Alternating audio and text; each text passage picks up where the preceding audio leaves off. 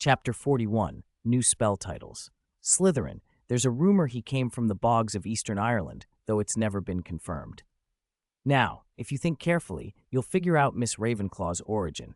Sheehan paused for a moment. England, Wales, Ireland. Compared with Justin, who was still thinking hard, Hermione's eyes brightened. Scotland. The four founders of Hogwarts each came from one of the four parts of the British Isles: Scotland, Wales, England, and Ireland. She said, "That's right." Sheehan nodded. "Remember the Sorting Hat's song, Fair Ravenclaw, from Glen?" He recited the line. Here, Glen is a Scottish word for a narrow valley, especially in the Highlands. "Sheehan, you must be a walking storybook," Justin whispered, and Hermione gave a small, approving nod. Sheehan hummed, picked up his wand, and moved to the back of the classroom. Scattered on the floor were brittle, yellowed books. SCO or GI-Fi. He drew a smooth S shape with his wand. The last of the dusty books shivered and were instantly cleaned. You have practiced the scouring charm to an introductory standard. Proficiency +3. Introductory scouring charm unlocked. New spell domain title unlocked. Please check. Sheehan didn't bother to check the notification immediately. He set the books back on the shelf, then glanced around the room. The desks and chairs, once tangled with cobwebs, were now clean and neatly arranged. Justin and Hermione had done the tidying. The great bookshelf still leaned a little, but all the books were returned and freshly cleaned from cover to spine. The odd-shaped equipment stacked in the corner had been sorted and categorized by the three of them. For the first time, the classroom looked like a room in actual use instead of an ancient relic. Sheehan opened his title panel. Title: Introductory Spellcaster. Slightly increases perception of spells, greatly enhances spell talent. He stared with growing anticipation. Wizard Cian, spell talent, blue, enhanced by introductory spellcaster title, original talent white. Note, the average wizard is green. He let out a small, astonished laugh. He'd gone from white to blue. The difference between white and blue felt colossal, like the difference between an ordinary snake and a basilisk.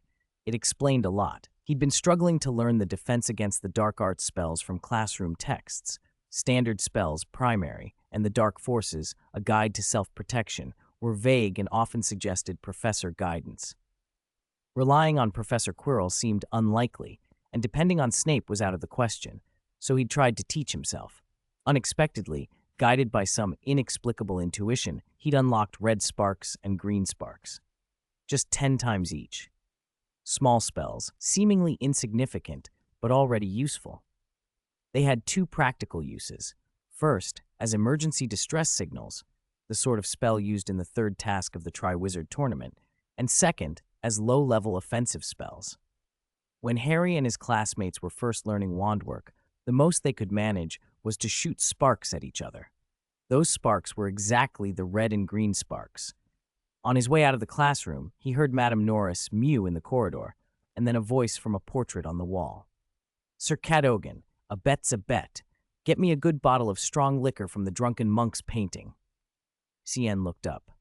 The portrait showed a plump witch in a white dress smiling at the portrait beside her.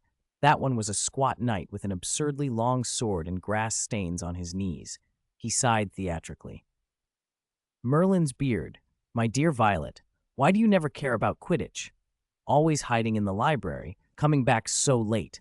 Now look, I've lost a bottle of my best wine because of you." Sheehan could tell at a glance that Sir Cadogan and Madame Violet had made another bet. Portraits on the walls had plenty of time to amuse themselves. They spent it inventing contests and wagering on Hogwarts students. Given infinite bored time, they would argue over which stair would move fastest or which student could get to the Great Hall first. Neutral portraits often acted as judges. Sheehan ignored Sir Cadogan. He'd learned the hard way that answering the knight would set him off into endless chatter. One name was enough to produce half a dozen jokes. C.N. Green decided to become a painter, but he failed. He'd only ever seen one color. Do you know why? Because he had only seen green. The joke didn't land for Sheehan, so he left the drunken monk's painting tucked in a temporarily hidden spot and moved on. Night passed quickly. Monday arrived, and with it the week's first real test of nerves for Ravenclaw first years, their second potions lesson. Sheehan had gone over the ritual 3 times the previous night and reviewed his notes on murtlap essence until he could smell it in his mind.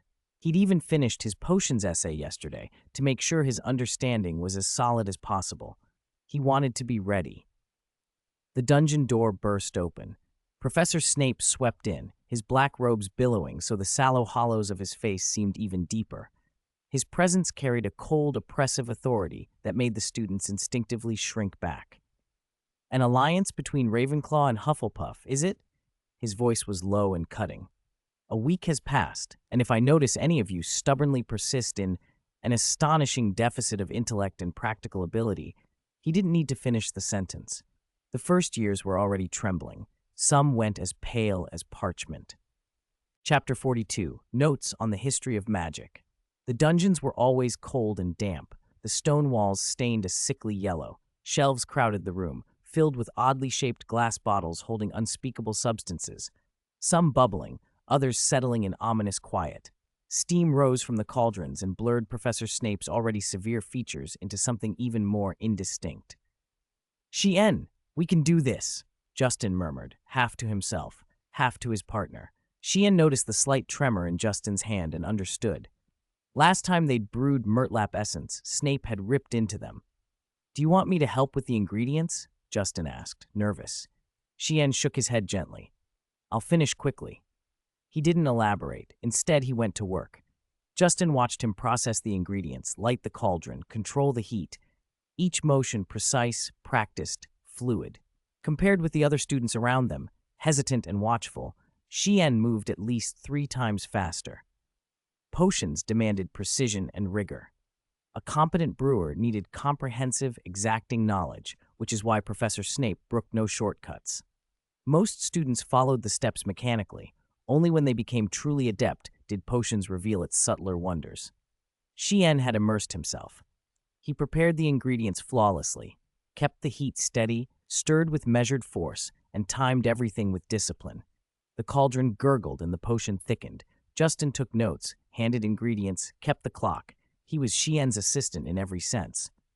While others still fussed over their preparations, Chien and Justin had already dropped in the final porcupine quills. Snape noticed. His dark, sharp gaze fell on their cauldron, and in an instant he guessed the likely outcome. Satisfactory, but nothing special. He snorted and turned away. Time. Chien reached the final, crucial stage. What he drew on now was not a centuries-old ritual, but the lesser-known, pioneering work of Libaceous Borage. This was his first time using Borage's modified method. He chanted, concentrated, and felt himself become the alchemist, painstakingly brewing a remedy for scrofula, exact, focused, unhurried. The emotion fed the potion. The dull blue-green liquid grew viscous and clear as gel, not a speck of impurity marring it. You have successfully brewed a pot of murtlap essence to a proficient standard, proficiency 10. Justin's breath hitched. He compared the potion in their cauldron to Snape's example from memory. There was almost no difference. "Chien, did we?" Chien's answer came with a sudden wariness, like someone who'd gone without sleep for days. Borage's method demanded discipline. Justin exhaled, relieved. He carefully decanted the potion into a crystal bottle and straightened, proud. It was a far cry from his earlier pale, shaking self, and even Chien offered a tired smile. "Finished?" someone asked. Michael was peeking around, Terry leaning over as well. "Of course, Chien brewed a perfect..." Justin began, but his words caught. A shadow swept across the room as Snape's tall figure blocked the light. His cold gaze silenced the other students. Professor Snape picked up the crystal bottle. The mocking curl on his lip drained away. For a moment, he looked almost stunned. The potion that earlier had seemed merely passable now teetered on the edge of excellence. He set the bottle down, and with all the restraint he could force into his voice, announced, "Barely passable, 1 point each." Then he swept from the room. The words sank into the students like a thrown cloak. Michael's eyes went wide. The others stared in disbelief. "That's brilliant, Chien. We've got back the points we lost." Justin burst out, practically vibrating with excitement. Chien only nodded and let his gaze fall to the little panel that had appeared for him, the soft satisfaction of proof making the exhaustion worthwhile. Murtlap essence, unlocked. Halfway there. If he maintained a proficient standard 2 more times, he'd unlock the potion's full recognition. Snape's grudging points to Ravenclaw were small, but the rumor mill spun them into gold. According to Michael, Snape had personally handed Chien 200 galleons and cooked him 2 dishes. The gossip followed Chien to History of Magic that afternoon and then ballooned. History of Magic threatened to become a gossip session. The young wizards didn't only talk about Chien, but the snippets that drifted to him were enough to leave him speechless. He single-handedly fought a mountain troll and came away unscathed, beat a werewolf with his bare hands, someone declared. Even Michael, the class's chief exaggerator, paused. 1 mountain troll? It was 3, he added, convincing even to himself. Justin, sitting near Chien, flushed with suppressed laughter. Chien sighed and turned back to his notes. He'd finished the framework and filled in most of the necessary content, but it still needed polishing. This Tuesday's scheduling had been tweaked. Hufflepuff was sitting with Ravenclaw, and Justin couldn't help but glance at Chien's pages. Chien had gone further than a typical set of class notes. He'd broken everything down twice. Characters and events were arranged chronologically. He'd created a detailed table of contents that grouped entries by topic and linked them to page numbers. One section Justin was reading was titled Collection of Eccentrics, and it cataloged oddball figures like Uric the Oddball and Wendelin the Weird. The notes had a clarity that turned History of Magic from a dry slog into something engaging. Justin no longer felt lost amid the tangle of names and dates. Chien's other notes were equally meticulous. Comparisons of 2 masters of magical creatures, Elfrida Clegg and Newt Scamander, and how their layered contributions had shaped the ministry's regulations. The outline was careful and logical. Justin read through the portion on magical creatures with growing fascination. His breathing quickened. He whispered, almost reverent, "Chien, this could totally be published. I've never seen History of Magic written so interestingly." Chapter 43, Quidditch Balls of Wonder. Justin's words startled Chien. Suddenly, Justin was ablaze with enthusiasm, talking a mile a minute like a machine gun. "We could let the Hogwarts students read the notes for free at first. They've suffered enough from History of Magic, Professor Bin's rambling lectures, and those dreadfully long essays." He grew more excited. "If the feedback's good, we can approach a publisher. Think about it. Students from other schools would want these too." Chien didn't answer right away. He knew how long publication and distribution could take. "The notes aren't comprehensive," he said quietly. He studied History of Magic for its own sake. Even if Justin's idea had merit, it wouldn't change his study plan. Still, earning some extra money wouldn't hurt. "Fine," he added.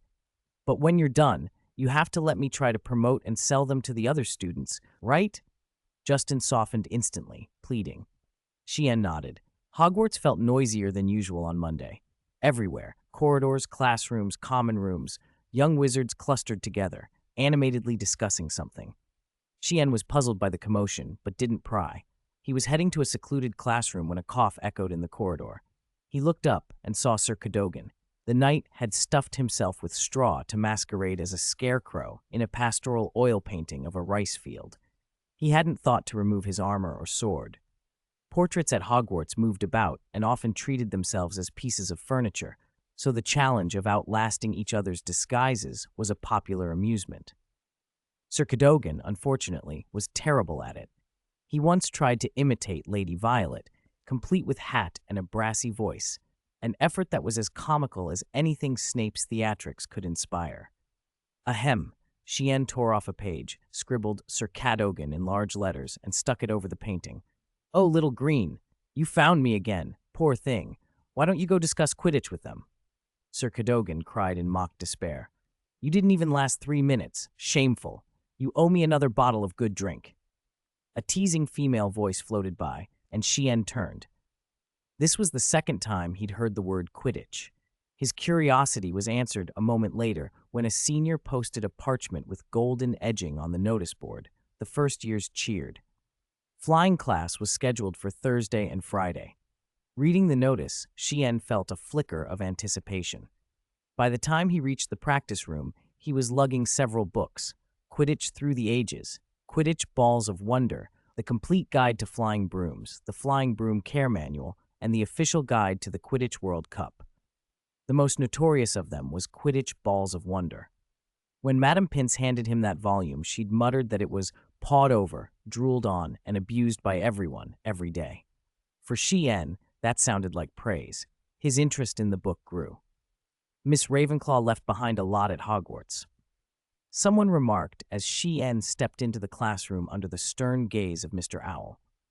The diadem, the spiral staircase, the portraits, Chien answered, cutting off Mr. Owl's question, then took his seat. Justin, who had been helping carry 3 of the books, brightened at the sight of the Quidditch volume. Wow, Quidditch Balls of Wonder. Good luck getting this one out of Madam Pince. Chien blinked. Because some students really used it as a pillow, and it came back covered in drool, Hermione explained, looking slightly exasperated. So want to read it together? Chien placed the book on the table. Justin's longing was obvious. He dragged a stool over, and Hermione joined them. The 3 of them hunched close, heads almost touching. The front of the book held a few endorsements. The diligent research of Kenilworthy Wisp uncovers a true treasure trove of hitherto unknown facts about this wizard sport. A fascinating book. Bathilda Bagshot, author of A History of Magic. Mr. Wisp has a promising future. If he keeps up the good work, one day he will have the opportunity to take a photograph with me. Gilderoy Lockhart, author of Magical Me. Chien smiled at Lockhart's self-importance and skimmed on. The text itself began to unspool the history of wizard flight. So far, wizards have not invented any spells that allow humans to fly unaided. They tried many methods. A few animagi could enjoy the pleasure of flight, but they were rare. Some wizards transformed themselves into bats. Bats, Justin blurted. They leaned in. The book continued wryly. Turning into bats proved foolish. Wizards in bat form might fly freely, but with bat brains, they often forgot their destinations. Aimless drifting was common. Chien read on, his green eyes brightening. Nowadays, we take it for granted that every wizarding household in Britain owns at least one flying broom. Hardly anyone pauses to ask, why brooms? Why did this humble tool become the legally accepted mode of transport? Why don't Western wizards use flying carpets like our Eastern counterparts? Why not flying barrels, flying chairs, or flying bathtubs? Why brooms? Chapter 44, The Wizard's Broom. Merlin, why is that? Because it's cool? Justin's light gray eyes were full of bewilderment. A sudden gust of wind rattled the magic lantern hanging by the window and set it swaying. He nudged Chien and Hermione to pull them out of their study trance. Hermione frowned and puffed her cheeks, about to scold him, but froze when she saw Justin standing there, hand thrust toward the window. Outside, beyond the ancient three-sided castle wall, a figure streaked past like lightning on a broom, sweeping by the wide fan-shaped window and bringing a gale with him. The tip of the broom flashed in the sun. It's because it's cool. I get it now, Justin murmured as the wind died down, his eagerness plain on his face. Don't even think about it, Justin. First years are strictly forbidden from flying without permission. Haven't you learned the school rules? Hermione's soft rebuke shattered his fantasy. Ah! Justin went rigid, like a boy startled into silence. You mean you came here without knowing the rules? Hermione wasn't impressed by the older witch on the broom. She was more worried about Justin's ignorance. If you haven't learned the rules, how can you possibly avoid breaking them? I didn't think Hogwarts would be that strict. Justin stammered, then glanced at Chien. Have you learned the school rules? He asked. Chien said. Chien's simple nod seemed to extinguish Justin's enthusiasm. In truth, Chien had gone over the rules until he could recite them backwards. He wanted to be sure he could stay at Hogwarts. Hermione was right. First years aren't allowed to fly unless they have Madame Hooch's permission. Few first years ever get that, but it wasn't impossible. Here, Hermione said, handing him a brown, gold-embossed book filled with neat notes. Justin's dim eyes lit up. The cover read Hogwarts, a History. He heard Hermione, barely above a whisper, call him an idiot. Also, wizards don't use broomsticks just to look cool. She flipped to Quidditch Through the Ages. The 3 of them leaned in close again. Hermione explained, ancient experience taught wizards that if Muggle neighbors discovered everything about them, they'd try to exploit those talents. So if a wizard wanted a flying implement at home, it needed to be discreet, easy to hide. The rest is history. So they picked brooms? Justin hadn't expected that. but he nodded in understanding. If my neighbor were a wizard, I'd want to know everything about them, too. Afternoon sun slanted through the bay window, turning the little classroom into warm pools of light and shadow.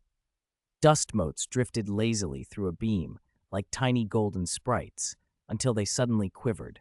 The three students were startled by a thumping on the wall outside the door. Oh, that's Ernie.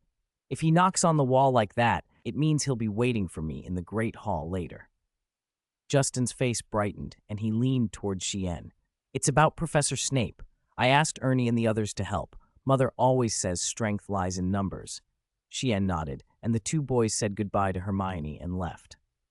Justin added as an afterthought, Hermione, I won't tell anyone where this classroom is. Our little secret, I promise. Hermione, absorbed in her book, barely reacted, though when the door shut, her eyes looked a little red. In the Great Hall, a short, plump, blonde boy shifted impatiently at the Hufflepuff table, holding a book but glancing repeatedly toward the entrance. All right, Finch Fletchley said he'd meet me here, and he'll come. I should stop worrying and think about Friday's flying lesson instead. Justin scanned the hall, spotted the boy, and called, Ernie! Justin! The boy replied, and they made their way across the hall. Chien's mind cataloged the face. Ernie Macmillan, a ninth-generation pure-blood Hufflepuff. Ernest, a little rigid, who had once suspected Harry of being the heir of Slytherin, then apologized publicly when he realized he was wrong. Chien remembered, too, what Professor McGonagall had said to the prefects during the Battle of Hogwarts. Prefects, on my command, organize the students of your respective houses and escort them in an orderly fashion to the evacuation points. Ernie had answered, unexpectedly solemn. What if we want to stay and fight? Ernie brought good news. Professor Snape was in his office grading and had been there for a while. Chien wasted no time. He fetched his potions equipment and ingredients from the classroom and headed down to the dungeons. First years are not allowed to take cauldrons out of the dungeons. If they were, Hogwarts would probably be full of little demolition experts. Potions, like chemistry, needs a controlled lab, dangerous work that can't be done by accident. White tendrils of steam rose from the cauldron as Chien worked, his face set, hands moving in a practiced, steady rhythm. Only the gentle hiss of boiling and his measured breathing filled the dungeons. By the time Professor Snape left his office to check on something, Chien was slipping away, satisfied with having gained 3 proficiency points. Master Lebatius Borage had been right.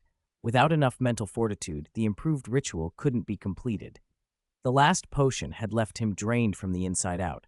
Borage had said the fatigue would last at least 5 days. While he waited for his strength to return, Chien did anything but idle. If one phrase could sum up his routine, it would be this. He was playing a very careful game of hide-and-seek with Professor Snape. Chapter 45, Determination. And emerged from the dungeons and carefully cleaned up the traces of his brewing, so thoroughly that even Justin, who examined the room at length, could find no clue. A short while later, lightning cut across the sky. It was another stormy day at Hogwarts. Rain streaked the windows while Chien sat in the library. His magic crystal ball gave off a soft, warm glow, and Madame Pince, who liked to cast a sidelong glance his way as she passed, had come to expect his presence. If Hermione's 6-hour stays in the library were proof of her diligence, then Chien's habit of opening the library with Madame Pince in the morning and locking up with her at night made him almost part librarian. He helped keep the books on that particular shelf in order, not out of charity, but because it was easy to straighten what he'd already skimmed through. Occasionally, Madame Pince would tell him which volumes contained real knowledge and which were little more than boastful tracts. He was grateful for her guidance. Contrary to the rumors about the young wizards, Madame Pince wasn't entirely unapproachable. When she saw his annotated copy of History of Magic, she would discuss it with him for a while, and sometimes she even shared a dessert with him. Not in the library, but during the quiet moments at opening and closing. Justin's desserts had become something of a sensation. He had managed to persuade the house elves to let him into the Hogwarts kitchens, and his skill, perhaps aided by Hufflepuff's knack for food magic, was impressive. His upgraded Conjure a Feast desserts had been getting glowing reviews. Even Hermione would eat 2 dafuku at once, her cheeks puffed out. Chien was usually the first to try them. Outside, rain pattered over the misty Scottish Highlands. The nights were dim and warm. When the damp breeze carrying the scent of earth brushed Chien's cheek, his emerald eyes shone with a quiet magic. He murmured corrections to Justin's practice of the levitation charm. Keep your wrist firmer, make the left hand arc wider, and above all, believe. Believe you can do it, defy gravity. His diligence showed. In just over a week, his spell work had outpaced many of the other young wizards. Even Hermione would pause to consider his explanations. Chien didn't mind sharing what he'd learned. He was happy to pass along small insights after long practice sessions. What bothered him was Professor Snape's sudden and frequent presence in the potions classroom. Over the past few days, they had been playing a strange game of hide-and-seek. If Professor Snape wasn't in the dungeons, then Chien was. If Chien wasn't there, then Snape was. By following that eccentric rhythm, Chien had managed to unlock more than 2/3 of his potions title. Still, he felt pressed for time. He had been at Hogwarts only a week and a half, and his progress, though rapid, was not fast enough. He decided he could not wait for definite news of Snape. He would brew the remaining potions on his own if he had to. Before the week was out, he intended to complete the title unlock, his guarantee of moving forward along the path of potions. In a world where talent could make all the difference, Chien understood the importance of every edge. In the Ravenclaw common room, the announcement that flying class had begun had sent almost everyone into a Quidditch frenzy. Michael stood with a poster in one hand, leaning on a chair with the other, extolling the Chudley Cannon's glory. The poster showed players in bright orange robes with a speeding cannonball and the letters CC. Some people think the Cannons' glory days are over, Michael said, but I say they'll come back. The Chudley Cannons have won the League Cup 21 times. A tall, thin student laughed and jabbed back, then explained the motto change. Before 1972, it was, "We shall conquer all." Now it's, "Let's all cross our fingers and be optimistic." What happened to that? Michael looked stung. Somebody muttered that management wrote the new motto, that it meant nothing, and that the real glory was something beyond slogans.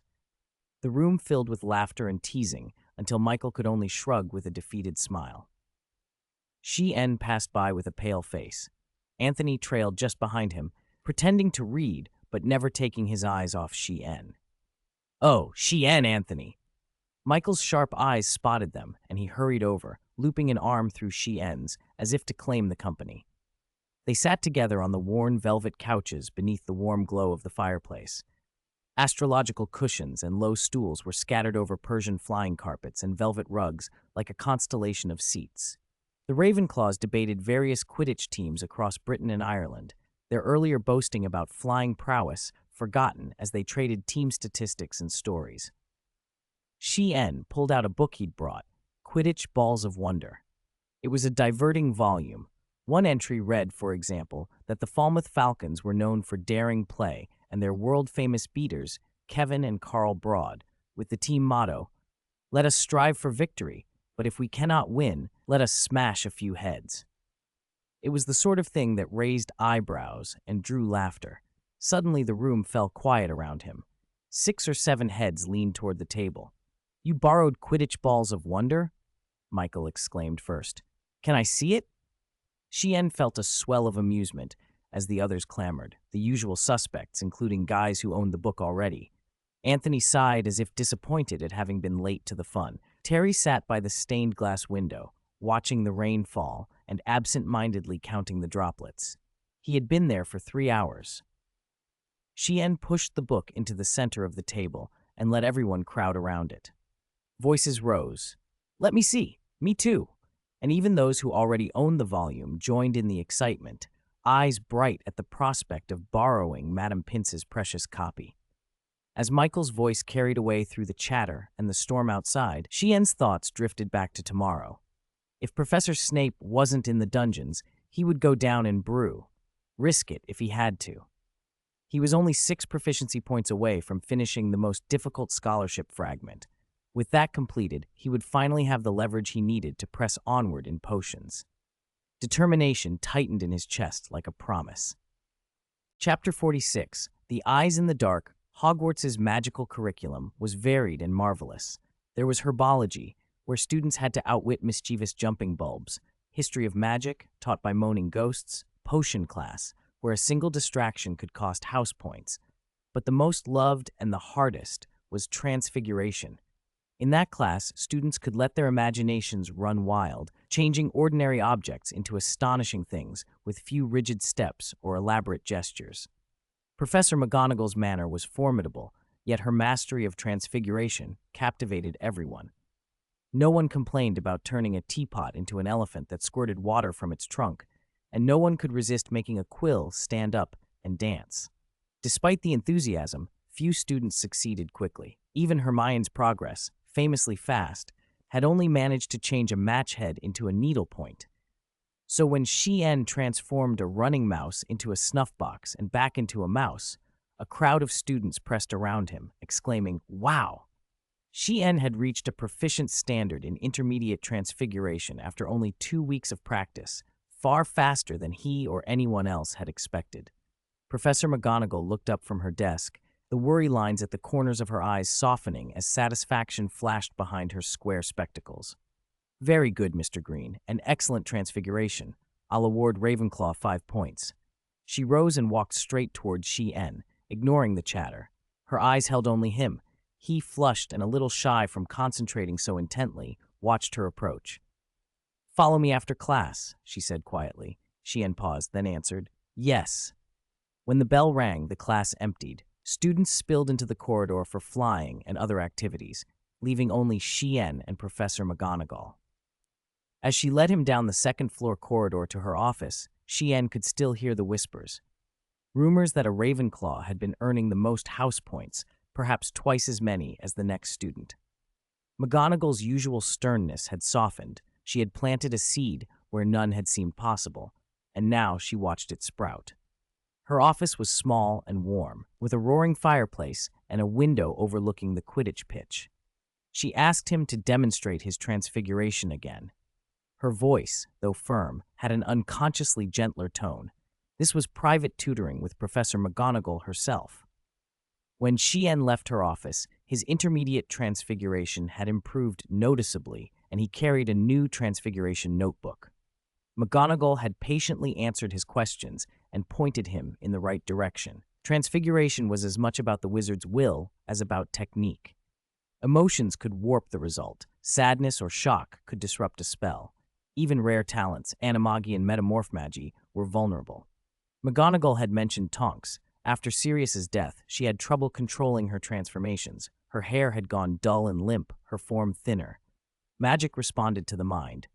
Chien hurried away from the classrooms toward the dungeons. He didn't join the other Ravenclaws on the Quidditch pitch for flying. He was interested, but he knew what he needed to practice. At dusk, the castle halls seemed to slow. Torches guttered on iron brackets, long shadows swayed, and dozing portraits snored softly.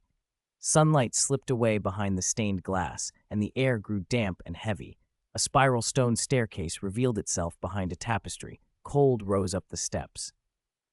He took that familiar staircase down to the potions corridor, thinking, half amused, how he would explain himself if he ran into Professor Snape. Fortunately, he saw no one.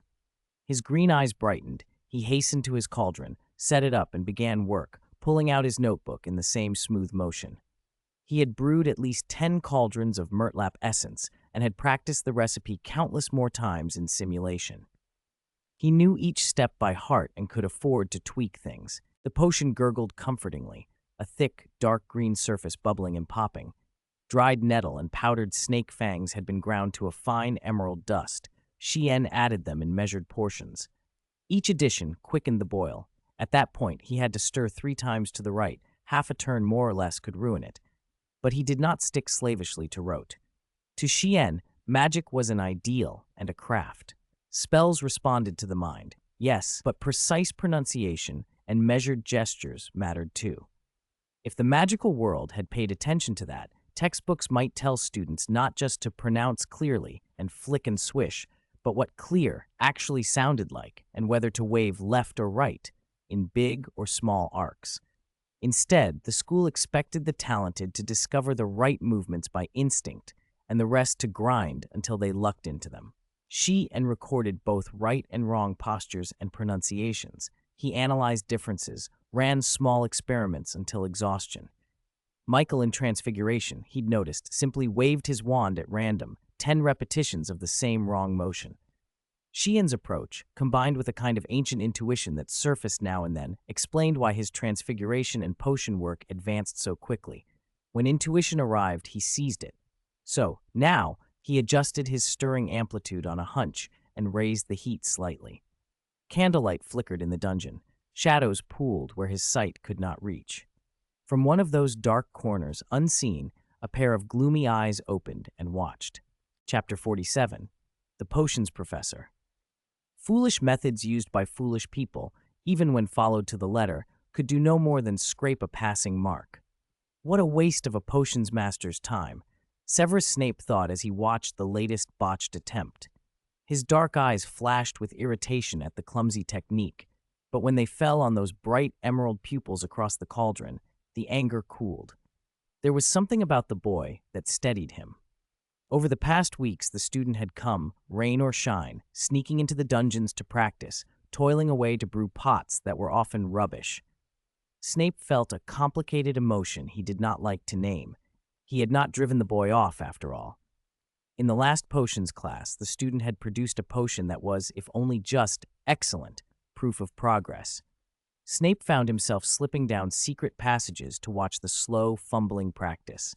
Others thought he spent all his time in his office. They did not know Hogwarts had more secret corridors than towers. He would never admit it, but he watched partly for a joke and partly to make sure the boy did not get himself into trouble. Failed. You have completely brewed a batch of Murtlap essence to the standard of an apprentice. Proficiency +1. C.N. sighed beside the cauldron in the dim dungeon light. He was not discouraged. Success did not come overnight. He had caught the thread of inspiration, but had not yet mastered it. One small change had thrown off the rest of the sequence. If he had time to brew just one more batch, he was sure he could get it right. He began to scrape the cauldron clean and pack his ingredients when the dungeon door slammed open, striking the stone with a dull thud. A figure filled the doorway, a sweep of bat-black robes swallowing the weak light. Footsteps sounded on the wet flagstones, slow, deliberate, carrying their own harsh judgment. Sheehan froze. His green eyes stared at Professor Snape as the man came forward. The dim halo threw a sharp shadow from Snape's hooked nose across his face, and his voice, when it came, was colder than the dungeons. "Sheehan Green," Snape hissed. Sheehan's face fell. He did not argue. He packed the remaining ingredients back into his small black bag, wiped the cauldron as best he could, and prepared to leave. He had known the risk in coming here to practice. He was ready to accept the consequences if he was caught. "Sorry, Professor," he said softly. "I'll go." He slung the bag over his shoulder and turned toward the stairs. If I were you," Snape scoffed, "I would be ashamed to linger in this sacred place with such shoddy technique, truly foolish potion-making." Sheehan did not answer. He only regretted how close he'd been to something better. "Leaving? Is that your choice?" Snape suddenly said. Then, as if to spite his own disdain, he added, "If I were you, I would relight the cauldron and increase the amplitude of your final stir. Stir one more time." Sheehan stopped. He looked at Snape in astonishment. Was the professor actually giving advice? He dropped his bag and reached for his ingredients. A clutch of components lifted from his satchel and hovered onto the work table. Snape's voice, low and dangerous, followed. "If you fail again," the professor said, his tone barely concealing a threat. Sheehan felt oddly unaffected. He had learned to see beyond barbed words and habitual mockery. People hid all sorts of things. Hermione, for instance, could be condescending in a way that disguised deep care. Snape did the same with sarcasm and rancor. Love did not make itself evident in everyone, but it was there, buried. He followed Snape's instructions. The cauldron was relit. The potion began to take on shape. The stirring was steadier, the heat better judged. Snape's face, usually a mask, betrayed a flicker of satisfaction. Unlike the bellowing Gryffindors, unlike the stubborn, slow Hufflepuffs, Ravenclaws tended to think a step ahead, and this young wizard before him was one of the most determined. He knew what he wanted, and he worked for it. You have completely brewed a batch of Murtlap Essence to the standard of a proficient. Proficiency plus 10. Murtlap Essence unlocked. New potion domain title unlocked. A wizard talent unlocked. Sparks in the nearby fireplace popped brighter, as if in celebration. Shien carefully decanted the dark green liquid into a crystal vial and only relaxed when the cauldron had cooled. Snape nodded once, almost imperceptibly. "Professor Snape, thank you," Shien said, his voice plain and honest. Gratitude was all he had room for. Snape, on the point of turning away, paused. He did not sneer. Instead, he looked at Shien in a way the student had not often seen, more searching than scornful. "You should be grateful you succeeded," Snape said in that same clipped tone, "or you would be indebted to nothing. Remember this, respect yourself. Even if you have achieved nothing yet in potions, self-respect has the power to change your reality. Belittle yourself, and the door to potions will never open for you." Even after Snape left the dungeons, those words echoed in Shien's mind, loosening the neat, stubborn preconceptions he'd been tucking into place about the man. Standing beneath a great oil painting while Sir Cadogan chattered on, Shien let his thoughts turn over the memory. Snape was unmistakably starved for love. The tragedy of his life was simple and cruel. He had yearned for affection and, denied it as a child, had lost the language to understand or show it. He had loved Lily, and through his own faults and the cruelties of the time, had destroyed that love. What followed was a life of self-punishment, masked in loyalty and bravery. His courage was remarkable, his stubbornness and survival were his greatness. But underneath it all was the lonely boy from Spinner's End, never warmed by a parent's care. Could Shien call him a soulless husk? No. He realized he had been shaping his prejudices to fit a living, complicated man. He told himself quietly that he would not do that again. 48. Flight Course Assessment. In the corridor, Sir Cadogan was once again attempting to mount the painted pony. He had spent an indeterminate number of years on that task and never seemed to make any progress.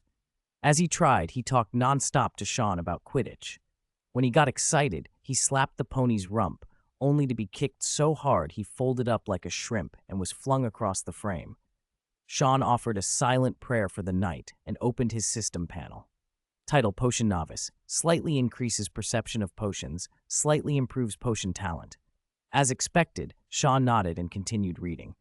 Potion talent: green. Potion Novice title applied. Original talent was white. Note: average wizards are green. Advancement: brew 3 entry-level potions to unlock the entry-level potion domain title. The moment his potion talent shifted, an odd clarity flooded Sean. Ideas he'd never had during earlier brewing sessions popped into his head as he recalled past experiments. Maybe magic really was remarkable, rooted in a wizard's bloodline, able to twist reality, with talented descendants inheriting faint echoes of accumulated knowledge. Without that, how else could those vague, experience-based textbooks in the magical world teach young wizards? He looked up slowly. Most of the portraits lining the corridor dozed, the late afternoon sun slanting through the Gothic-stained glass and lighting Sir Cadogan's babbling face. No wonder the night had been bothering him. Everyone else was asleep. Sean. Justin stepped into the warm light as if from nowhere, placing a perfectly flaky English millefeuille into Sean's hand. "New flavor. Help me taste it," he said, his gray-blue eyes crinkling. "Oh, and the Gryffindor and Slytherin flying class started a while ago. Want to go watch? I practiced techniques with Hermione all day yesterday. Wonder if she's using them." It was 5:30. Sean and Justin walked down the gentle slope to a viewpoint that overlooked the Quidditch pitch. From here they could see the younger students in class, the black lake shimmering in the distance, and Hagrid's pumpkin patch. Look, Hermione's handling her broom well, and that black-haired Gryffindor. Wait, who's that? How did he climb so fast? Justin's eyes widened as a plump, nervous-looking boy shot up into the sky and kept muttering to himself. Is this special training? It wasn't. Neville Longbottom circled briefly, then his broom, with a horrible squeal, shot past a statue. Neville did not clear it. His robes caught on the statue's spear and left him hanging high above the ground. Everyone watched, breath held, as Madame Hooch moved into action and began directing magic while Neville cried out, his robes tearing under his own weight. There were startled gasps, a cascade of dull thuds as he smashed against a torch and then a wall, and finally he hit the ground hard. "Is he alive?" Justin asked, voice tight. "He'll be fine," Sean said quietly. Falling from that height usually ended in a broken wrist at worst. Wizards had far more resilient physiques than Muggles.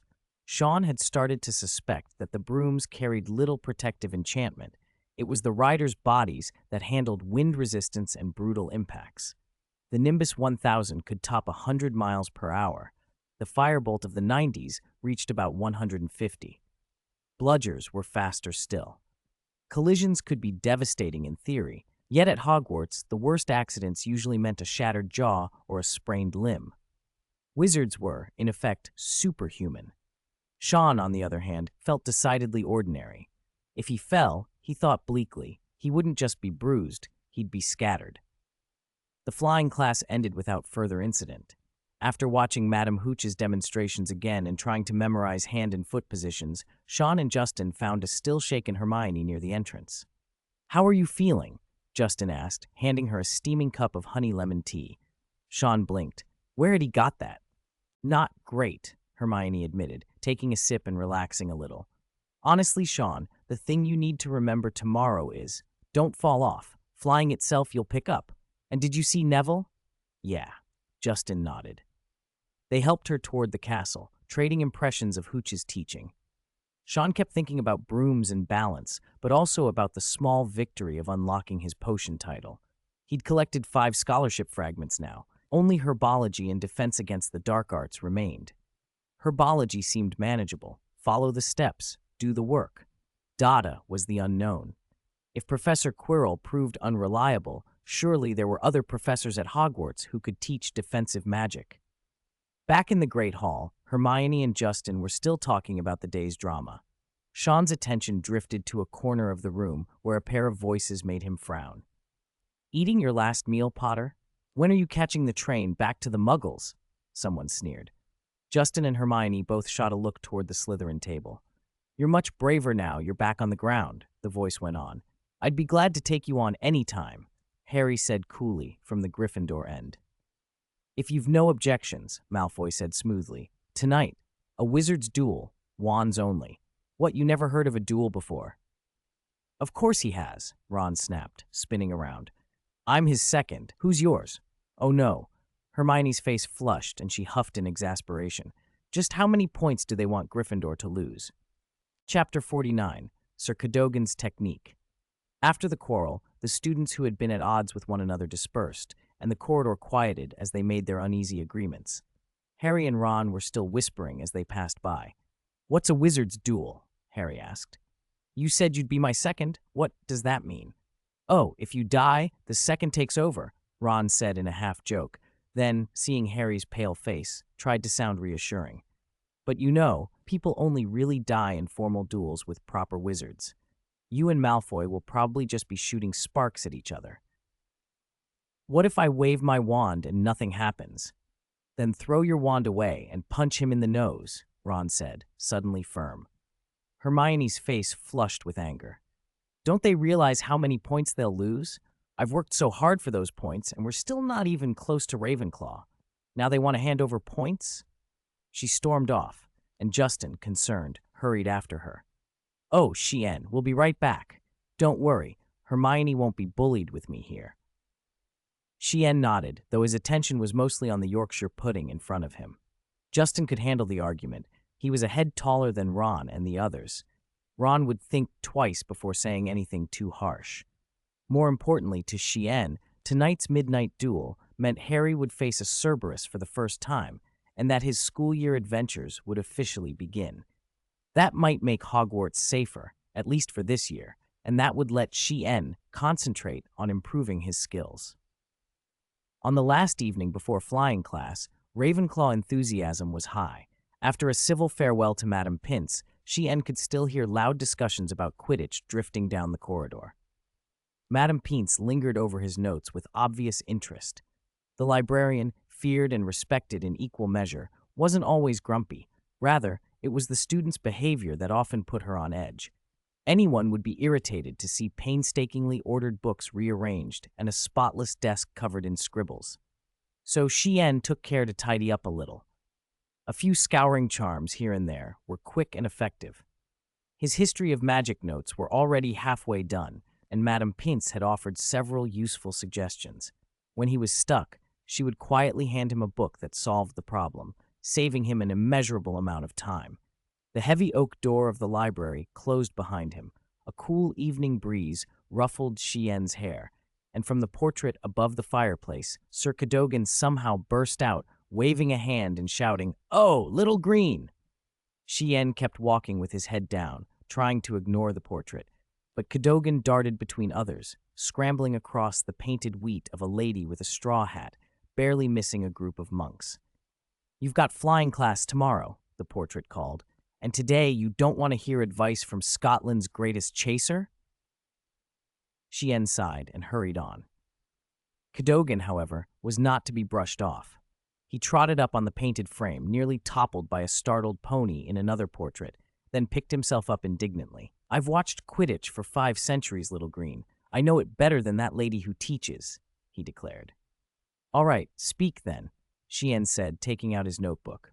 Cadogan puffed out his chest. "Ahem, this is a secret technique. Apart from the young wizards I take a shine to, I tell no one. The last one I shared it with was some potter. Talented fellow, that one." He leaned in conspiratorially. "Listen, when wizards made the flying broom, it wasn't that the broom itself could fly. Wizards inscribed spells into the wood. You're not riding the broom, you're riding the spell. It's the spell that makes the broom fly. When you understand that, you'll get it. Control yourself to control flight." It sounded plausible enough. Xian thanked him sincerely. Cadogan's chin nearly touched the top of the portrait frame as he muttered to himself after Xian left. "Little green, don't go moving the monk's portrait again. Last time Madame Violet chased me with a broom all day." The Ravenclaw common room was warm and crowded, everyone clustered around, talking Quidditch. Xian thought about Sir Cadogan's words. Potter. Talented. Every Potter he'd heard of seemed to have a knack for flying. Harry had used his broom to pass the challenges on the 4th floor, and even to outfly a dragon in the Triwizard Tournament to get the golden egg. Could any of that have applied to him? No. Sir Cadogan had an odd habit of calling students he liked talented. Still, the idea that flight came from a spell, not just the broom, stayed with him. By Friday, the Quidditch pitch lay quiet at the edge of the Forbidden Forest. The stadium was a magical oddity. 3 tall golden goalposts rose at each end of the 300-foot oval field. Legends abounded about the goals, why they were shaped the way they were, how they had evolved from hoops to upright posts, and the notorious incident near Barnton where local wizards had hidden tiny baskets on opposing goalposts to cheat. That scandal, stirred up by goblin mischief, had forced the Department of Magical Games and Sports to reform the rules, and even then the protesters had thrown baskets into the Great Hall in outrage. On the grass beneath the tall posts, Ravenclaw and Hufflepuff students took their places.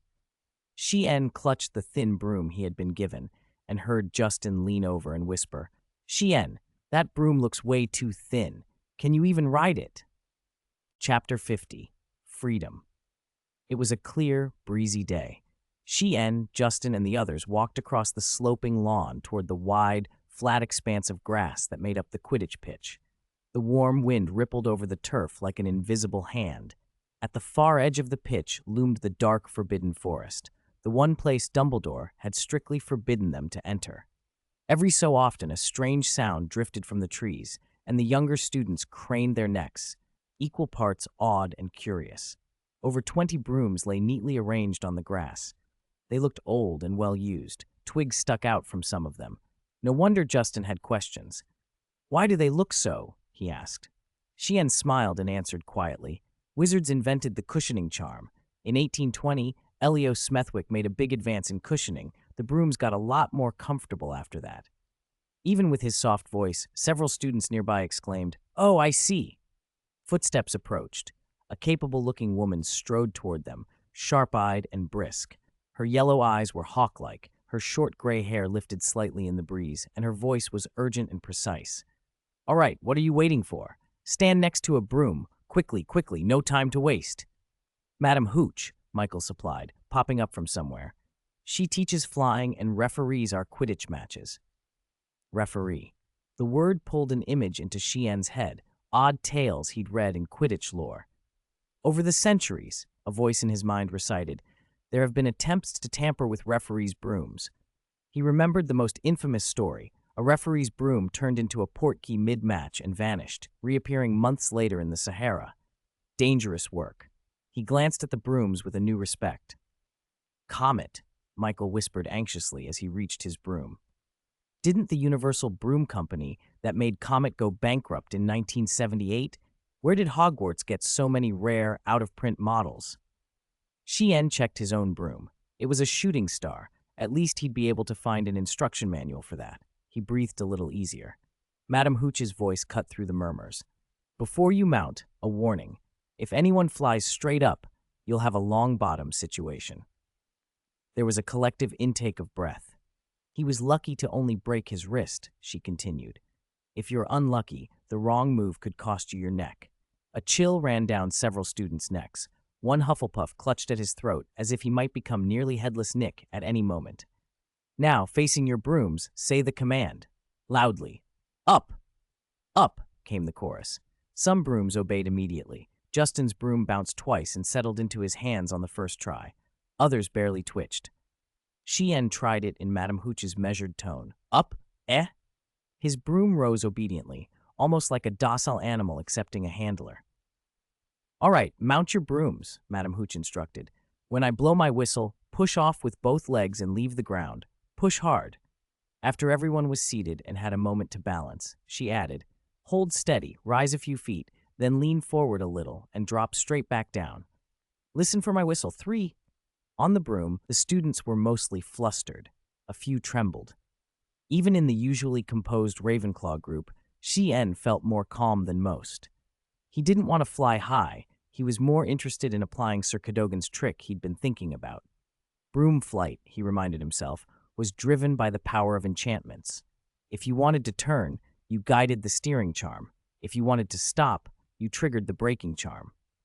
As Shien shifted his weight and concentrated, he began to sense the hidden currents, a faint ascending charm, a steering charm holding balance, a braking charm on standby. 1. Drip? Madam Hooch's whistle cut through the air like a razor, and the students shot into the sky like raindrops. One Ravenclaw shot higher than he expected and whooped as he rose. Madam Hooch caught him down with a sharp, nonverbal spell. A Hufflepuff went headfirst toward the ground. She caught him by dropping a bale of hay under him at the last second. Several others tumbled off their brooms like dumplings as the grass received them with soft thuds. Madam Hooch was sweating. A panicked student grabbed her wrist, crying, I'm going to fall to my death. She gave him a quick aguamenti to sober him up and steady his nerves. 5 or 6 students managed to circle the pitch a few times, but if anyone flew with the smoothest, most effortless grace, it was Shien. As he tuned his will to the small charms woven into the broom, everything clicked into place. You practiced flying to a proficient standard, proficiency +10. The notification chimed somewhere in his head, then another followed. Flying skill unlocked. A new title, Flying Domain unlocked. Please check. A wizard talent unlocked. Please check. The prompts sounded softly, one after another, a strange electronic chorus that matched the steady rhythm of his heart. For the first time since he could remember, Shien felt utterly free. Running and jumping had always been luxuries for his fragile body. Now the broom let the wind rush past his ears. Excitement kindled in him like a hearth at the orphanage, a small, stubborn flame that crackled and promised warmth.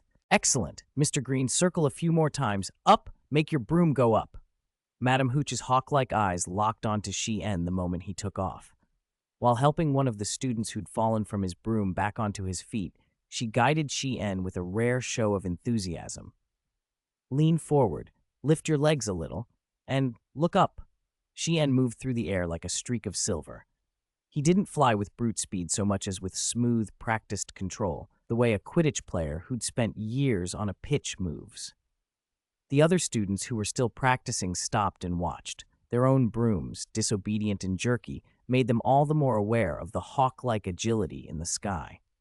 When the lesson ended, Shien came down to the grass pale but steady. His stamina hit its limit quickly, yet each time it did a warm glow spread through him, a support that let him savor this newly earned freedom. He checked his panel and froze. Title: Slightly increases perception of broom magic, slightly enhances flying talent. Wizard talent, gold. Note: average wizards are green. Advancement: beginner flying skills can unlock beginner flyer title. Evaluation: you are a once-in-a-million genius in the field of flying. The broom is as docile as a puppy in your hands. With your proud will, you are destined to become the best Quidditch player of the century. Gold. Golden legend? Shien's breath caught. Proud will, what does that mean? All right, everyone, clear the pitch. Those reckless students, I hope you remember today's lesson. Madam Hooch called. The youngsters filed off obediently, some still embarrassed and blushing at their earlier antics. Mr. Green, you stay. Shien, still half in thought, nodded when she called him over. You have questions, don't you? Madam Hooch said as she approached. After most of the class had left, she sounded unexpectedly softer. You want to know if a wizard's will determines flying talent? Is that it? Shien asked carefully.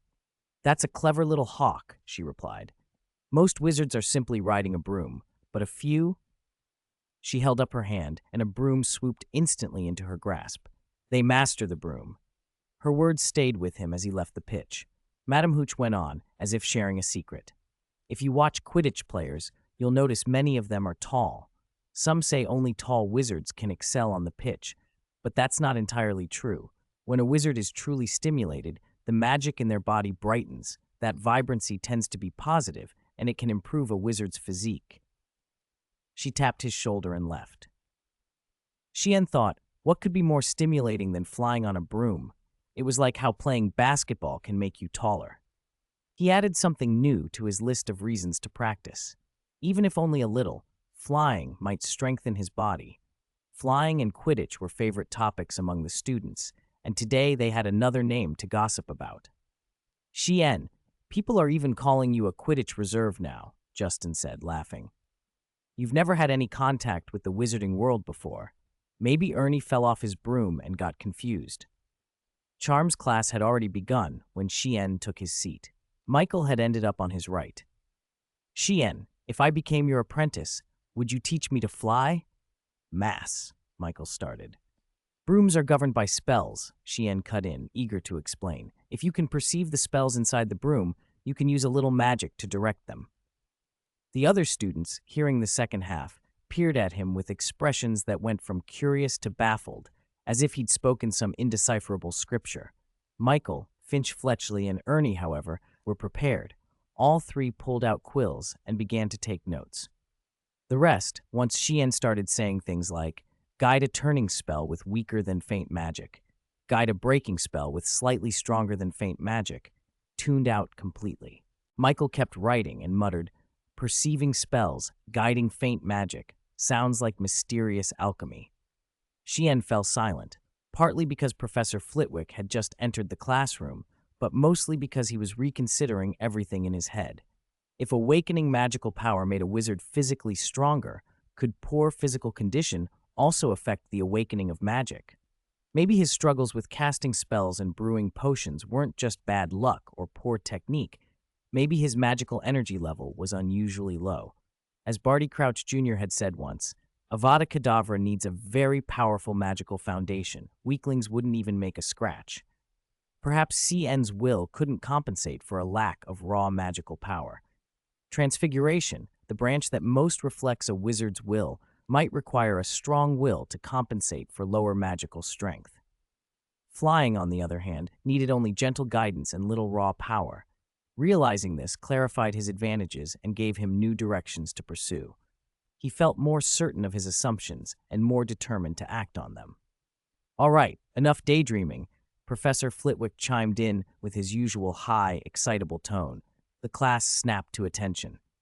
If you remember the levitation charm, make the feather in front of you float, treat it as if you're riding a broom, and make it turn twice. Justin Finch Fletchley was quick to respond. He flicked his wand and the feather rose, spinning smooth circles as if to make up for his earlier falling out with his broom. Mr. Finch Fletchley, Impressive progress, Flitwick called, sounding genuinely pleased. Chapter 52. The Professor Arrives. That was a beautiful levitation charm. Round-faced Ernie stared, completely absorbed by the feather circling in midair. As a pure-blood wizard, he understood the skill involved, especially when the caster had supposedly never been exposed to magic before. If it were Mr. Green— No, wait, Finch Fletchley? He blurted. Hannah Abbott turned her braided head at Professor Flitwick's voice, and Ernie followed her gaze to the young wizard. Merlin's beard. Finch Fletchley? Wasn't he the one who couldn't even make a feather move in the last lesson? It wasn't only Ernie asking. Several students around them felt the same bewilderment. For Hufflepuffs who knew Justin Finch Fletchley, it was like discovering a poor friend had secret riches. Ernie chuckled. Looks like you didn't waste your time in that classroom after all. Professor Flitwick stepped down from the raised dais and came closer, tucking his wand away with a pleased smile. I thought I'd come and see for myself, but that will do. 3 points to Hufflepuff. As soon as class ended, Justin was swamped by excited students. Oh, Mr. Finch Fletchley, how did you do it? Hannah asked, freckled face shy and eager. Really, Finch Fletchley, you've improved so much and kept it from us. Ernie crossed his arms and tilted his chin. I think we should punish you, you traitor to the Never Go Hungry Club, unless you tell us how you did it. 6 students nodded in agreement and stared at Justin in mock aggression. Chien slipped out of the classroom with his book tucked under his arm, the sandy brown volume titled Standard Spells, Primary. If Professor Flitwick had come into their lesson, then perhaps there might be a moment to ask about the smoke spell and the knockback jinx. Chien knew, though, that professors were busy. Personal teaching was rare and usually reserved for favorites. Hermione Granger, he'd heard, could often get extra help and even inside tips from Flitwick. Chien wasn't sure he qualified. The charms classroom was full, and outside the door the lazy Friday evening breeze drifted through the corridor. The ease of a Friday felt like a warm spell around the ancient castle. Several Hufflepuff students leaned against a windowsill, watching the black lake ripple like scales of gold in the sunset. Their laughter was soft and scattered, like floating dandelions. A suit of armor in the corner shook a little dust from its shoulder, making a faint metallic scrape. Compared to the crush around Justin, Chien saw that his own side rarely drew attention, except for Michael. That levitation charm was amazing. Bet it has something to do with you, right, Chien? Michael Corner popped out from behind a portrait, a grin spreading as he revealed a secret passage behind it. But you don't have to tell me. This is going to be a much better exploration than the castle's secret tunnels and weird magical artifacts. His eyes gleamed. Before Chien could reply, Michael had darted down the corridor and disappeared. Chien blinked, closed Standard Spells Primary for a moment, then opened it again. He climbed the spiral staircase to the portrait door that led to his common room and rapped the old familiar pattern to wake the sleepy Mr. Owl. The owl portrait blinked open one lime green eye, and then both. He clutched a parchment and began, in his usual theatrical tone, "Young wizard, clever young wizard, answer me this!" Chien waited. The owl recited in a rolling rhythm. Simple question, difficult question. I observed a deceiver, admired, noticed, made the center of attention, his heart's desire, aided by his cunning. I observed a scoundrel, stirring trouble with words, her heart's desire, enabled by her wiles. Their wisdom has always followed only their hearts. He peered at his parchment and finished. Tell me, is that wisdom or madness? Chien considered for a few seconds. It's foolishness, he said. The owl froze for a heartbeat, then continued to flip through his parchment obstinately, finally going a little more rigid, but his beak kept moving. Young wizard, greedy young wizard, ambitious young wizard, truly, Miss Ravenclaw. The last words trailed off, and at that moment the sky-blue door slid open. Chien stepped through, thinking about the owl's words. Ambitious? Not him. Greedy? A silly prejudice, he thought. Inside, 3 magical lanterns cast warm, arced light. 3 chairs were topped with soft black and yellow cushions. In the center, a small cream sofa leaned against a log table scattered with soft candies and biscuits. Puddings of every kind lined the table. Yorkshire puddings, strawberry mochi puddings, mint puddings, even a curious hot sauce pudding. On the sofa, Justin Finch Fletchley was handing Hermione Granger a pumpkin soda. She took it without thinking, a bit dazed. In only a few days, one student had managed to turn this corner into a proper little hideaway. That industrious student was Justin. Chien paused, a little surprised. Wasn't Justin supposed to be surrounded out there? Oh, Chien, we need to talk about something. Justin hurried over as Chien approached the sofa. Hermione hadn't even noticed anyone had left her side. Did you see? Hermione must be hiding something from us. Just then, a sharp knock sounded from the sky-blue door. A paper airplane drifted through the crack, unrolled, and glowed into several floating words. Are you there, children? Oh, it's Professor Flitwick, someone cried. Professor Flitwick, the room echoed. Hermione's sudden exclamation startled Justin. He looked anxious, but Chien quietly reached for the door and pulled it wider. Justin sat down at Hermione's side, worry in his expression. If you want to talk, we're always here for you, anytime, he said earnestly. Mum always said that's what friends are for. Hermione looked up slowly and met his sincere, pale gray eyes. She smiled and shook off her momentary fog. All right, I was being silly. How could I forget I have you lot? Her voice found its usual vim. Oh, children. Professor Flitwick's voice came from nowhere, and then, as if summoned by a gust of book dust, several texts fell from the air and grew larger before the little professor's figure appeared beside the sofa. He gave a delighted little bow. Mr. Finch Fletchley, very good progress, and Mr. Green, Miss Granger? Chapter 53. Fool Professor Flitwick seemed genuinely busy. After a quick check of their spell progress, a few scribbled notes, and the awarding of some house points, he hurried out of the classroom. Chien's shorthand pen had recorded everything the professor said. The classroom reserved for the clever young wizards never chooses the wrong pupils. You have performed exceptionally well, but I must say, if you can make a feather float, why not try it on that small table? I do not encourage first years to learn difficult spells prematurely, but for those with talent, I advise using it to get ahead and finish the interesting charms in standard spells. Primary early. The summoning charm and aguamenti are extremely practical. I hope these notes help you. Flitwick gave a gentle encouragement and, with a subtle wink at Chien, added, When you've barely learned the spells for first year, you'll discover the mysterious world of nonverbal casting. Knowledge is never too much. He hurried out of the practice room. Just like Miss Crivet, she's already learned everything for this year, so I encourage her to try nonverbal work. Oh goodness, I'd better be off, or I don't know what Miss Crivet will set on fire this time. Last time it was Professor Quirrell's turban. Chien blinked. A Ravenclaw prefect that bold? While he was still puzzling, Hermione spoke up. As if expecting her, he sat down beside her and Justin on the sofa. The three of them settled into the cozy dimness while the magic lanterns swayed, throwing a solemn, slightly magical light across the room. Do you remember what Headmaster Dumbledore said? Hermione asked, her tone serious. He mouthed the words with her. The feast begins. No, Hermione cut in. He warned, anyone who does not wish to suffer a painful death should not enter the corridor on the right-hand side of the fourth floor. Justin and Chien exchanged glances. Each saw surprise in the other's face. Justin looked at Chien incredulously. Chien, you're not even the least bit worried? Chien thought for a moment, then admitted, I misspoke. You too. Hermione puffed out her cheeks and smacked the table. Justin immediately lowered his head like an offended quail, and even Chien felt his own momentum sink. Headmaster Dumbledore was right. Those who don't want a terrible death shouldn't go in there. Hermione's voice dropped even lower. Justin tensed. So you went in? Hermione, what happened? Are you all right? It wasn't that I wanted to break school rules, Hermione began, but Harry. She stopped, and for a second her face went blank. Everyone's expressions shifted.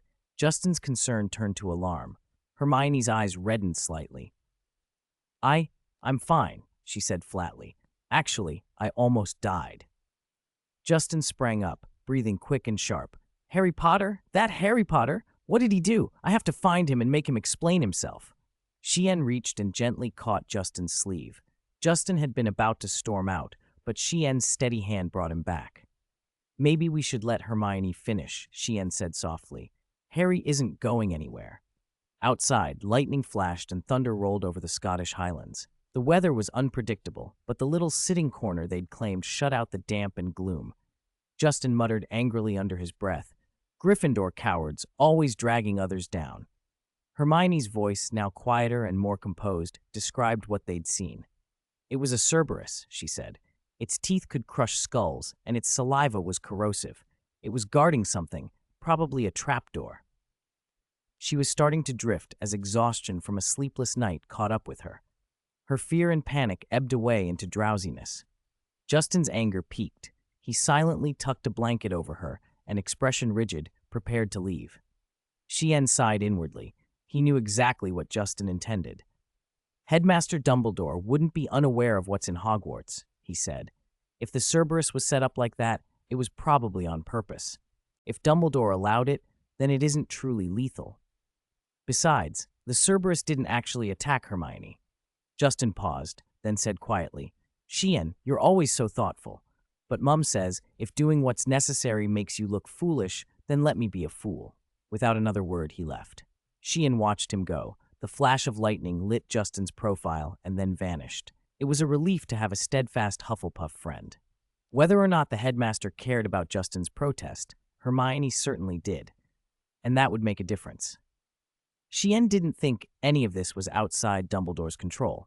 After all, the first year's mystery had felt orchestrated.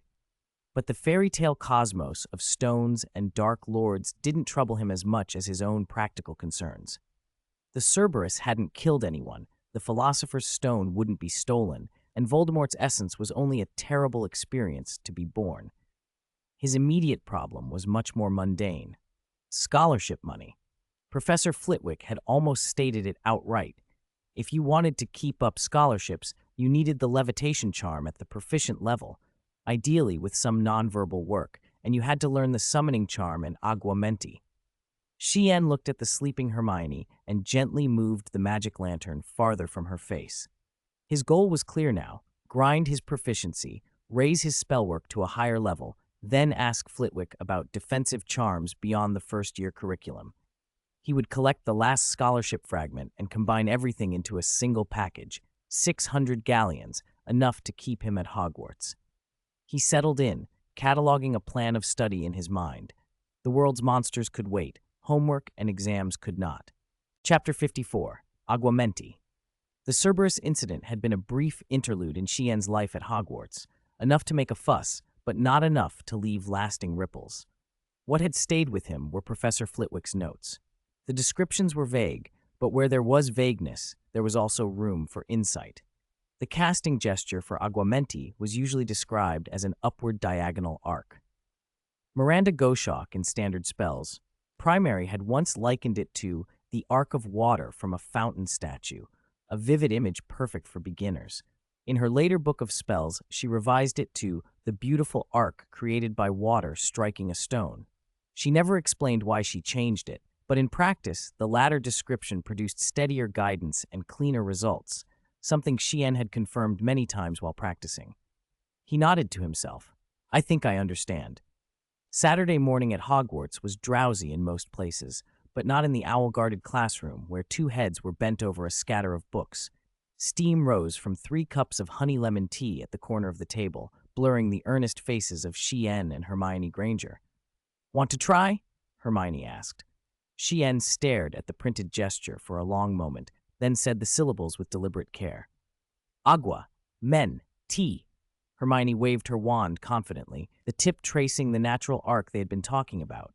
A thin ribbon of water issued from her wand and finally hit the floor with a pathetic little splat. "It needs more spirit, more drive," she muttered, then stopped herself. The book's language had been vague. It was hard to put into words. She sighed and looked at Chien. "A larger arc, faster flick, right?" Chien used a scouring charm to mop up the wet floor, then described the motion in detail. Hermione's eyes brightened. "Agua, meant tea." Half a morning of practice, and Chien felt the mechanics click into place.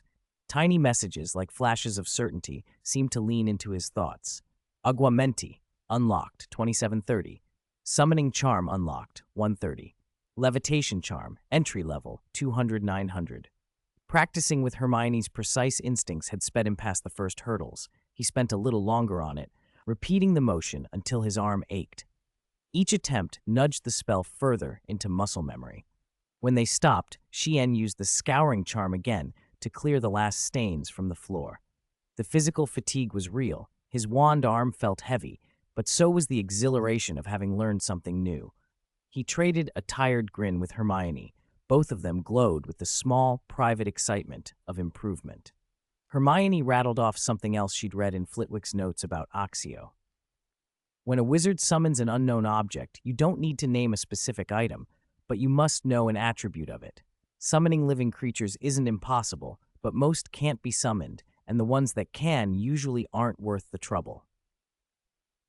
It sounded convoluted, but Cien, who had spent a late night going over notebooks with Hermione, understood. Since the Cerberus incident, she'd been more driven than ever, as if a new urgency had settled on her. They talked spells for longer. Justin Finch-Fletchley, who'd been surprised by what had happened with Harry, seemed to be thinking differently about him now. When Justin found out Hermione had insisted on going along, his tone had softened. "CN, Harry is not the person I expected," Justin had said, eyes thoughtful. He even apologized to Hermione, and you could see it wasn't an act. "If I'd been in that situation with a Slytherin provoking me, I don't know if I'd have been able to stop myself from breaking the rules," he sighed. "If this taught me anything, it's don't judge when you don't know the whole story. Mother was right." Xian nodded slowly. He was curious about Mrs. Finch-Fletchley. She must be pleased. And Justin, left alone with his thoughts, had even slipped Hermione a small, sheepish note later. "Sorry, Granger." When he left the classroom, Xian's thoughts drifted to Harry Potter. In first impressions, Harry seemed sharp and resilient. He had grown up under the Dursleys' neglect and cruelty, but had kept a quiet kindness and a steady sense of justice. Maybe Xian, of all the first years, understood that resilience the most. They were both orphans in different ways. Xian's own stability came from a firm self-awareness. Harry's from that unbending toughness. He couldn't imagine Harry turning malicious or aimlessly reckless. If anyone deserved a bit of leniency from fate, it was a war orphan like him. That meant being practical. Dumbledore had brought Professor Quirrell to Hogwarts and placed dangerous things around the school. Locked doors, warnings, and traps on the 4th floor, and Xian didn't begrudge it. If Harry couldn't be helped to grow, and if Dumbledore couldn't find a way to remove Quirrell's threat, then who would stand against Voldemort?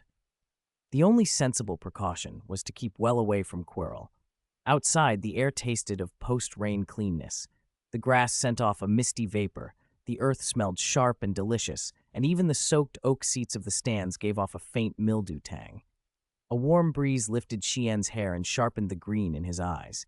He found Madame Hooch in the clearing, sorting brooms. "Madame Hooch, may I practice flying my broom here?" "Not for too long," he asked.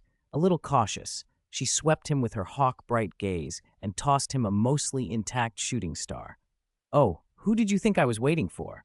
Mr. Green, use this broom." "Thank you," Xian said, and swung up onto the broom. Whether it was the thought of movement or the lift beneath his feet, some of the wariness from spell practice melted away the moment the broom steadied. The air opened, and the morning felt full of possibilities. Chapter 55, Quidditch Invitation. After circling a few times on his broom, Xian hovered in front of Madame Hooch and came to a precise stop. "Madame Hooch, may I fly a little higher?" he asked. "For these mischievous first years, my answer is usually no," she replied, then raised her hand. An old broomstick came into her grasp. "But, go on, what are you waiting for?" The wind picked up as Xian rose 10 feet above the ground. From there, he could see every dent in the Quidditch pitch left by rogue bludgers. The southwest stand, where the golden snitch so often made its appearance, was directly to his right, its gilded railings gleaming in the morning sun. Below, the pitch rolled like a manicured sea, and a few younger students peered out from behind the grass, whispering in astonishment at the sight of a student flying with Madame Hooch. With her permission, Xian climbed, embracing the long-lost freedom. The broom shivered beneath him, but obeyed. When he reached more than 50 feet, the whole of Hogwarts unfolded beneath him, spires piercing morning mist, the black lake like a dark mirror, and the forbidden forest a deep green wall in the distance. You practiced flying to a proficient standard, proficiency 10. You practiced flying to an expert standard. A new flying title has been unlocked. Madame Hooch followed him without hurry.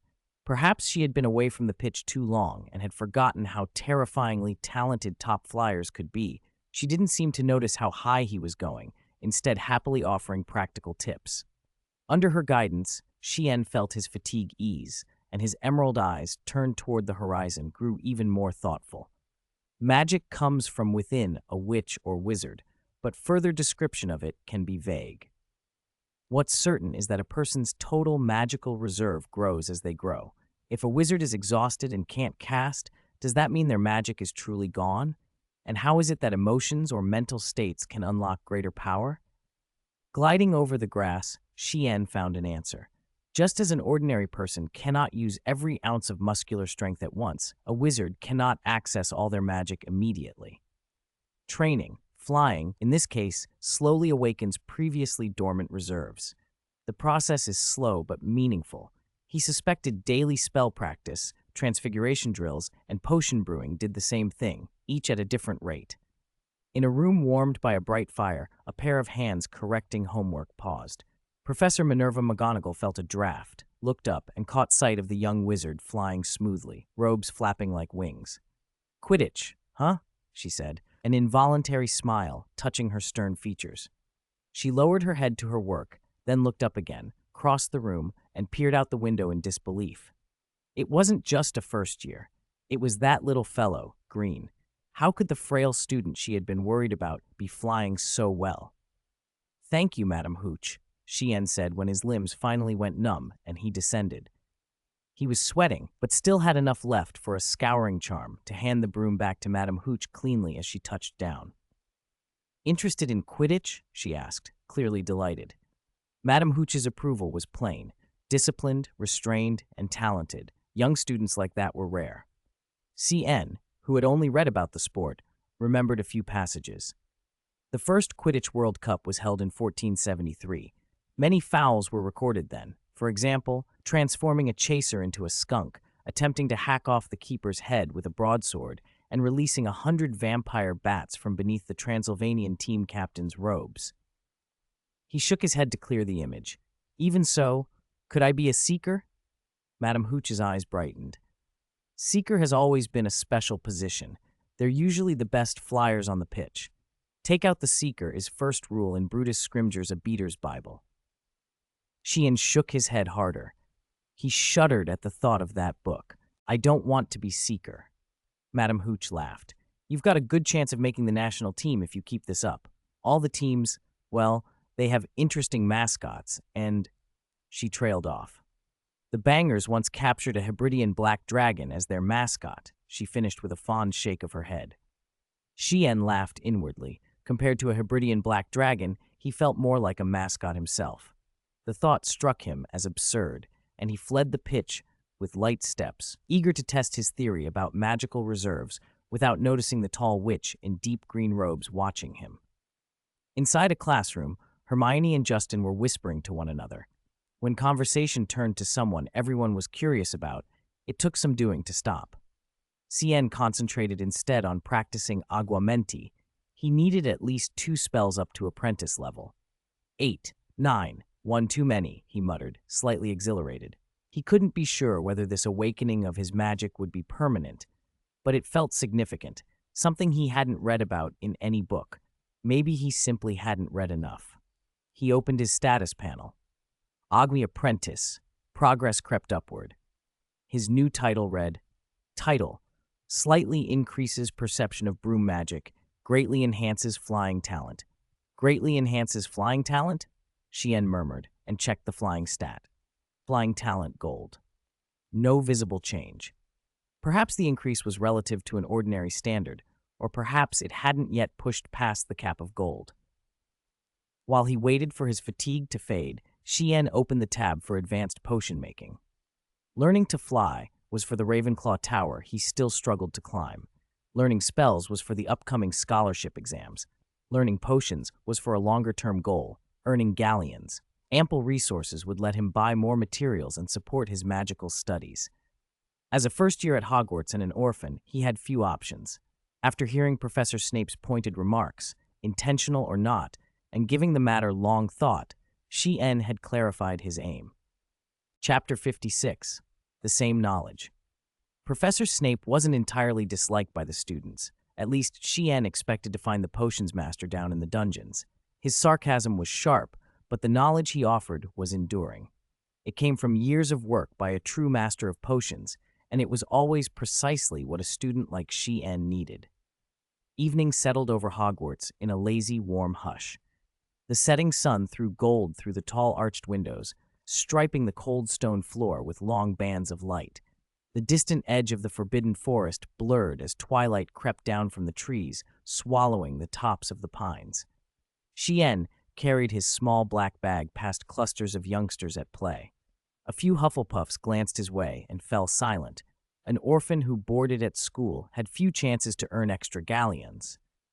Shien had thought of several ways to make money, ghostwriting homework, though the pay was small and competition fierce, running errands and shopping for other students, which required knowing secret passages and connections. He suspected the Weasley twins already dominated that market. And working in the greenhouses. Professor Sprout would sometimes give students seeds to grow and sell. Money mattered, but not if it ate up the time he needed to learn magic properly. He wouldn't rush through his history of magic notes just to earn a few galleons. Magic history was worth taking time over. Brewing deserves the same careful effort. Producing a hurried product just for profit struck him as wrong. Snape's words had arrived at just the right time. Even for some crude potions, there will be wizards eager to obtain them. When Snape had said that in class, Shien's eyes had lit up so much the professor had paused. He pushed open the dungeon door, eager to practice, but the potions master wasn't in the classroom. Disappointed for a moment, Shien still unpacked his materials and set the cauldron with methodical care. Advice from Snape could double his progress, but without a firm foundation, the tips would mean little. Steady, awkward, stubborn practice yielded real improvement. White steam drifted through the dungeons, the scene timeless. Only the students at the cauldrons ever changed, always intent-faced. A pair of gloomy eyes watched him from among rows of odd specimens, lingering longer and more often these days. Shien felt the scrutiny, but kept working. He was about to brew Murtlap essence when a cold voice cut through the dungeon air. "Can't tell a Murtlap when it's to the left of the second shelf," the voice snapped. Shien looked up, then levitated the glass jar down with a neat charm. "Your eyesight only ever finds inferior ingredients." Snape continued, sarcasm cutting. "If I see you desecrate a decent potion with those scraps again, Shien Green, get out of the dungeons beforehand." Shien ignored the sneer and felt a flicker of surprise. Snape was actually letting him use the professor's materials? Not that Hogwarts professors weren't quietly well off. He bent back to his brewing, and this time Snape watched in silence. The technique wasn't forgotten. Shien's work was only an earnest imitation, but it was unlike the usual pattern of students who skimmed and half-remembered. Constant copying and correction had made improvement inevitable. This student wasn't a potions prodigy, but he showed that same stubborn, solitary focus, little interest in socializing, only in the cauldron. Snape saw in him shades of a boy from Spinner's End and couldn't help but soften the constant curl to his lip. The cauldron bubbled, the thick liquid slowly darkened to green. Shien controlled the heat with the careful finesse he'd learned from Master Lebatius Borage. The cauldron responded, and the potion quality leapt. Snape's pupils narrowed. "Where did you learn that heat control? I don't recall teaching it that way." Shien's heart stuttered. Oh no, had Snape disapproved of Master Borage's heating philosophy? He remembered that in the original texts, Snape had made extensive marginal notes in Borage's book to refine those methods. "Advanced potion-making, Professor," Shien admitted. Snape snorted. "The final temperature was too low, and you stirred the third step in the wrong direction. Redo it. Are your eyes only for ornament?" Shien was stunned that Snape knew this hidden detail too. He didn't hesitate. He dumped the batch and began again, attentive to every motion. 2 hours later, the cauldron consigned its last soft bubble, and the potion gleamed the right color. A small notification of competence that only Shien could feel in his bones. You have successfully brewed a pot of Murtlap essence to a proficient standard. Proficiency plus 10. Thank you, Professor, Shien said. This was his second proficient-level Murtlap essence, good enough to sell. Under the guise of Hogwarts potion recovery regulations, Snape took the potion, though Shien suspected that rule might have been invented on the spot, and handed him 3 gleaming galleons. Shien slid them into his bag, thinking that potions were indeed a profitable trade. Snape regarded him with an expression that screamed, "No ambition." After the potion was finished, Snape inspected the barely acceptable product again, and a thin, cold smile curved his mouth. His voice rasped in the dungeon air, laced with malice. It seems even the most barren soil can, by accident, produce something halfway decent. An acceptable finished product only means you've stumbled across the abyss of incompetence, not that you've entered the halls of true potions. Do not let arrogance dull your senses, otherwise regret will be your only remedy. He paused, letting the words come slowly and with finality. Shien Green, mediocrity is a choice, and here I will not accept those who choose it. Chapter 57. The Popular Notes. I understand, Professor. Shien scrubbed the cauldron until it shone. Before he left the dungeons, he paused, emerald eyes sincere. Thank you for the materials and the guidance. Professor Snape's face flickered in the candlelight as Shien walked away. He would not forget those techniques. He didn't know where Shien had learned them, but they had stirred memories of rare, bright moments. He had never seen a student so purely devoted to potions, indifferent to ridicule and grudges, caring only for the brew itself. That single-minded, almost innocent love for potions and the familiarity of some of the methods struck a chord in Snape. These were things he had once studied and argued over with someone else. Seeing them in a young student's hands brought a pang. He hated to see his own reflection, especially when it was tied to everything he'd lost. His gaze went dim. Was it bitterness, anger, or a reluctant admiration? Outside, rain came down in torrents, wind in sheets as long and fierce as the emotions in the castle. Shien tucked his notes under his arm and walked with light steps. Putting Snape's barbed tongue aside, one could almost call Shien the sort of potions student any professor would value, genuinely in love with the subject and skillful at it. His exhaustion from the ritual faded quickly. By tomorrow, he could test how much the improved ritual raised the quality. Most importantly, Professor Snape seemed to have seen Master Polaki's notes. Perhaps he could give further guidance. What Shien didn't know was that Snape wasn't the only person who had noticed the improvements. Curfew was approaching. Shien passed 2 cheerful Gryffindors humming a Celestina Warbeck tune, the song popular across the wizarding world. Oh, stir my cauldron, stir it well. If you do it right, I'll brew hot love to keep you warm tonight. Nearby, a pair of students were playing gobstones, one of the more questionable amusements. The loser accepted the indignity of several stones spitting foul liquid onto their face. The inventiveness of wizarding games sometimes defied explanation. An owl flapped by, and almost at once a pair of sharp eyes watched from a distance. Minerva McGonagall's usually stern face was unreadable as Shien passed a cluster of students squeezing in last-minute games before curfew. Only now did she seem to realize how much effort had been happening, and in places she hadn't noticed before. A cold Highland wind swept across the Black Lake, smacking against Hogwarts' ancient walls and turning into a continuous low roar. The castle stirred. "Young wizards, naughty young wizards, back already?" An owl called noisily, but Shien entered the classroom unfazed. Of the 3 of them, Hermione had come in last, unusually late. Shien had slept well, so had Justin. The 2 usually arrived at the practice room by 6, which prompted a certain young witch to mutter that it wasn't fair. How could someone be so energetic after only 7 hours of sleep? "Good morning, Shien." Justin held out a small milk and coconut pudding, enchanted with a finishing touch of food magic. Beside it lay a book with a pink cover and a turkey on the front. Make a feast, an essential in any wizard's kitchen. "Shien, try the improved new flavor for me." He offered the pudding. He didn't mention that greedy Hufflepuffs had cleared out the less appetizing, unrefined versions the day before. You practiced Aguamenti to Apprentice Standard Proficiency 1. You practiced Aguamenti to Beginner Standard Proficiency 3. You practiced aguamenti to beginner standard proficiency, and practiced until his arm ached and he could barely lift his wand. After he logged his aguamenti practice, he opened his panel. Agun, apprentice. Summoning charm, unlocked. Levitation charm, beginner. At this rate, he would hit beginner level by tomorrow. Remarkably fast.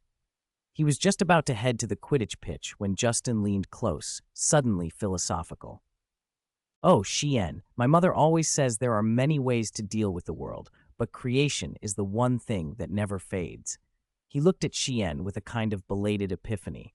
Are you ready to embrace this change with me? Before Shien could answer, Justin dragged him into a courtyard packed with students. It was almost a miracle to see Hufflepuffs, Ravenclaws, and Gryffindors jostling together, whispering and rising into a clamor when Justin arrived. Shien, I knew it was you. Michael crowed, overly excited. He nudged Seamus and the others. That'll be 10 nuts. All right. Seamus and Ernie grumbled as they handed over the coins. Michael winked at Shien and mouthed, I'll split it with you later. Shien guessed what was happening. Are History of Magic notes really that popular? He asked Justin quietly. Oh, Shien, don't misunderstand. What you've done is something no one in the wizarding world has done. It's an untapped market. Justin's light gray eyes were sharp. When the third years came to me, I knew this would be huge. Think about it. Professor Bin's lectures are vague, homework piles up, self-study is hard. Who wouldn't want concise, clear notes? I haven't released all of it, only snippets to try out with the last assignment. He leaned in conspiratorially. When everyone faced another long assignment thanks to Professor Bin's muddle, they all came to me hoping for that portion of notes, and they were willing to pay. The popularity of the History of Magic notes surprised Shien. Nearly every student had bought a copy. Justin had turned it into a serial. Like a TV series, we only sell a small part each time, he explained. Because the subject was vast, each small installment was enough to fill half a book. And remember your essay method for History of Magic? Michael spread the word. We have time to make this popular long term. The key is to keep a solid, scholarly core. Don't forget, Hogwarts isn't the only place that needs summarizing, and the wizarding world isn't just Hogwarts. Justin's eyes sparkled as he talked. Shien let him talk, then slipped away toward the Quidditch pitch. With the progress he was making, he felt confident he'd soon be able to fly back to Ravenclaw Tower, or at least halfway there. Chapter 58, Nimbus 1500. Sometimes, Cian felt that wizards were little more than barbarians in robes. That thought came from the paintings hung beneath the stands. One read, Gunter the Violent Hand is the winner, and it showed a famous scene from an old German bolting game. A ring of wizards with sharpened broom handles surrounding a man tied by a rope with a large inflated bladder behind him. The trapped wizard had to use magic to fend off the attackers and protect the bladder. If that were not enough to make Shien wince, the caption explained the bladder came from a dragon. According to the painting, every time the game was played, a dragon would lose its bladder. Shien suspected the whole thing might be an invention, a wizardly way of boasting about their strength, an equivalent of hunters mounting heads on their walls. Still, the wizard's taste for bladders was odd. Under the north stand hung a painting of Ireland's once popular stilt-fire barrel game, a subject of many Irish wizard folk songs. The legendary Fearless Fingal was shown in mid-run, passing a dom, a ball made from a sheep's bladder, through a series of burning wooden barrels suspended on stilts. The player who threaded the dom through all the barrels fastest without catching fire won. Under the west stand was a painting of a backward broom game. Riders sat facing the broom's tail and used the bushy end to bat a pig's bladder back and forth through a circle of hedges. No one needed to guess what happened to the bladders after the games. Shien was quietly glad those practices hadn't survived. If they had, Quidditch matches might have been even more exciting, with an audience participation segment after each explosion. As the paintings slid from his view, Shien made his way to the shed full of brooms. A charm had been cast there. He could see raindrops falling against the shed's roof, but they never splashed inside. Mr. Green, punctuality is a good habit, the gray-haired woman said as he approached. Madame Hooch waved a hand, and a broom leapt into her grasp. We've got a lot to do today. Do you see those tall poles? That's what we'll be working on. When Xian raised his hand, a broom sprang into it in the same way. The two of them, one large, one small, rode in perfect sync toward the Quidditch pitch goals. Their matching movements made Xian feel like a miniature Madame Hooch. Since you can already float and fly normally, try some quick turns, she called.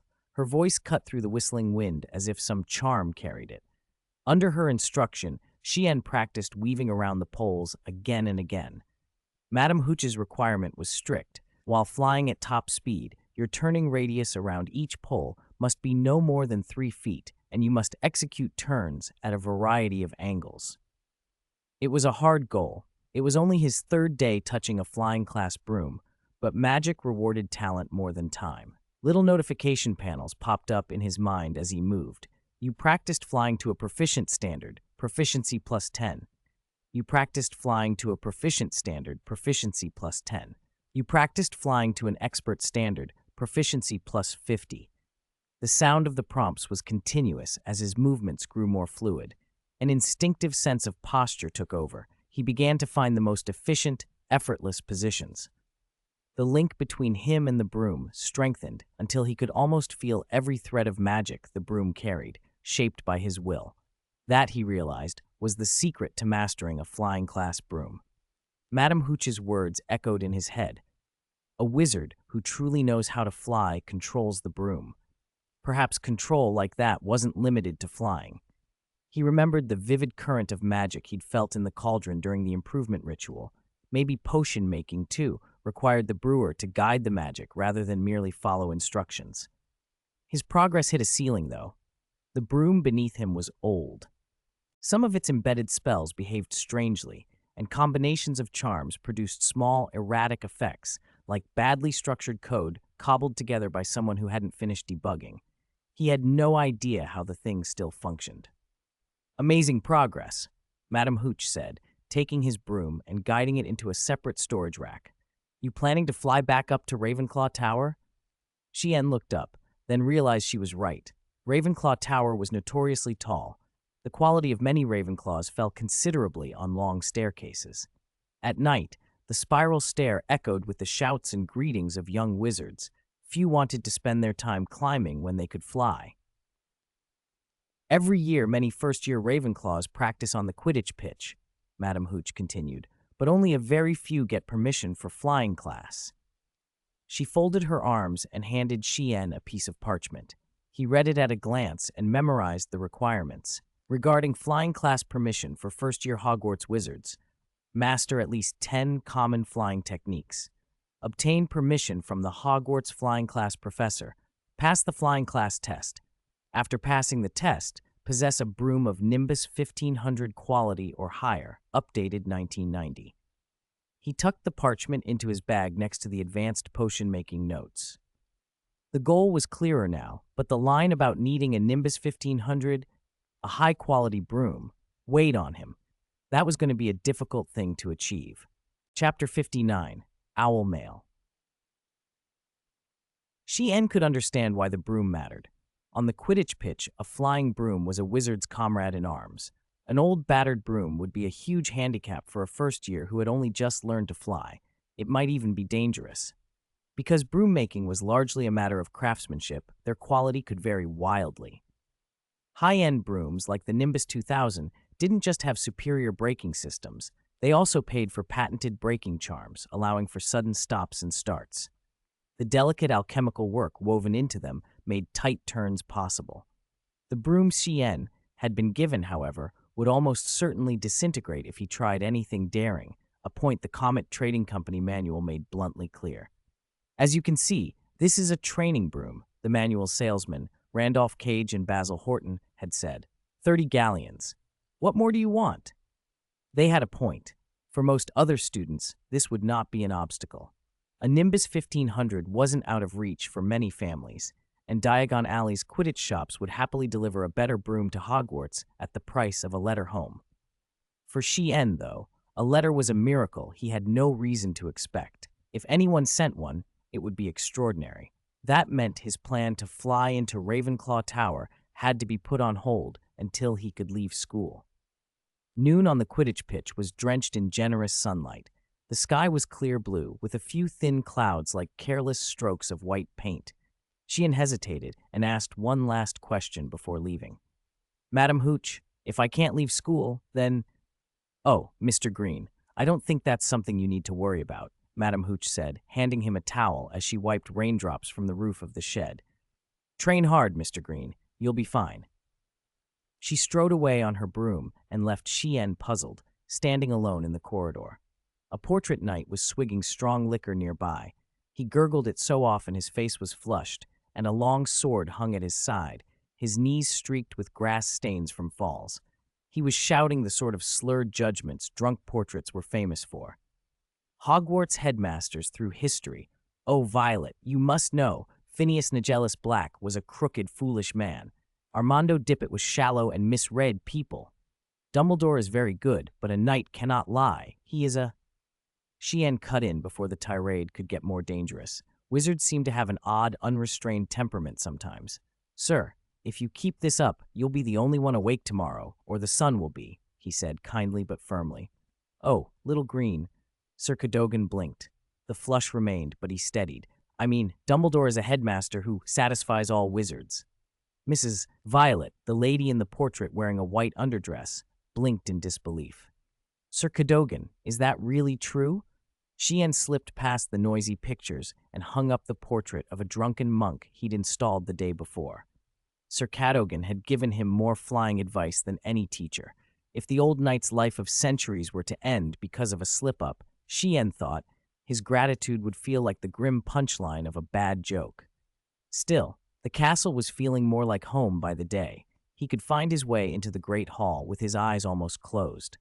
Even before he entered, the sweet, tempting scent of roasted pumpkin wafted through the corridor.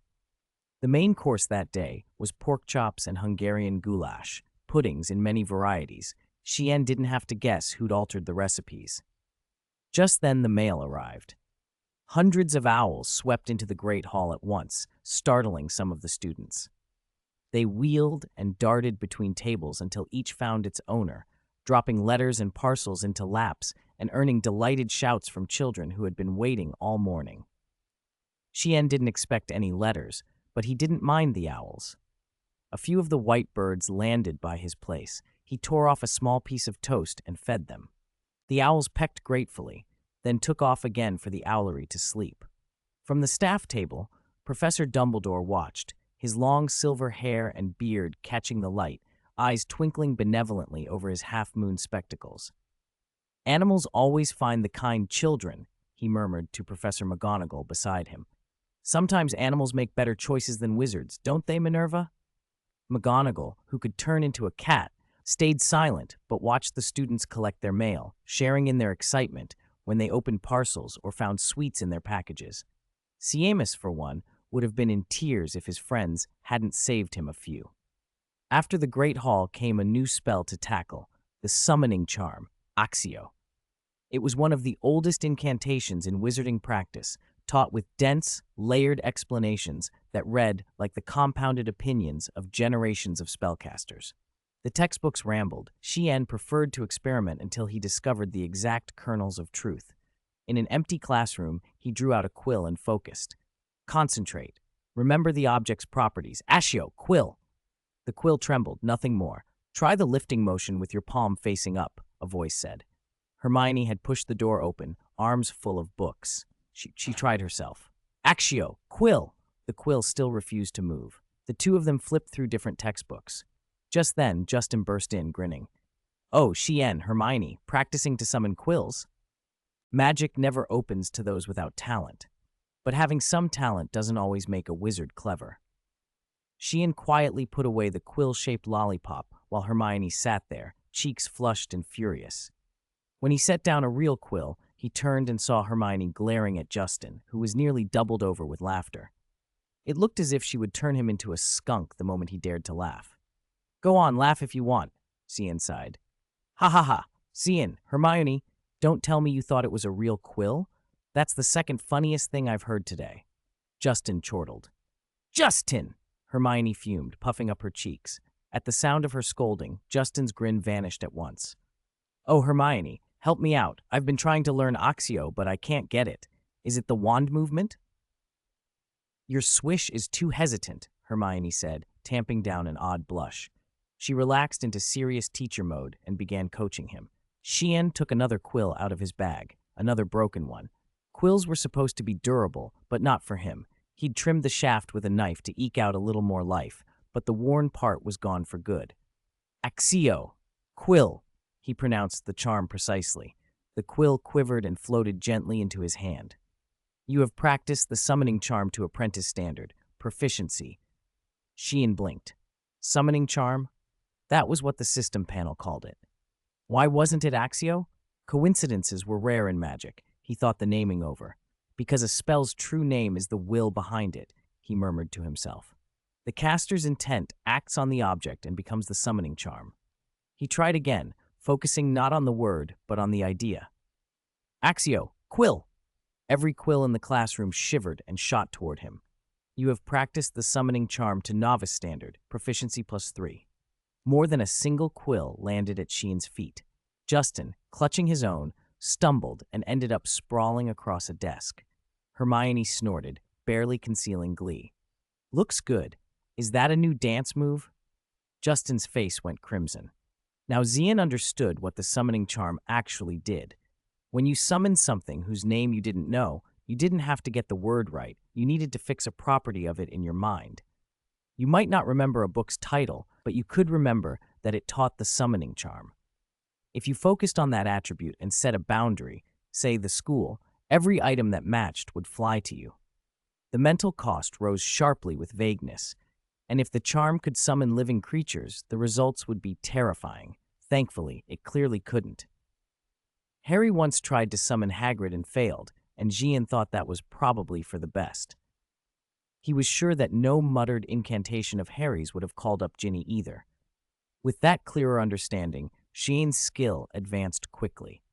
You have practiced the summoning charm to novice standard, proficiency 3. You have practiced the summoning charm to skilled standard, proficiency 10. Summoning charm unlocked. Exhausted, Xian stowed his wand. Hermione and Justin sat equally spent nearby.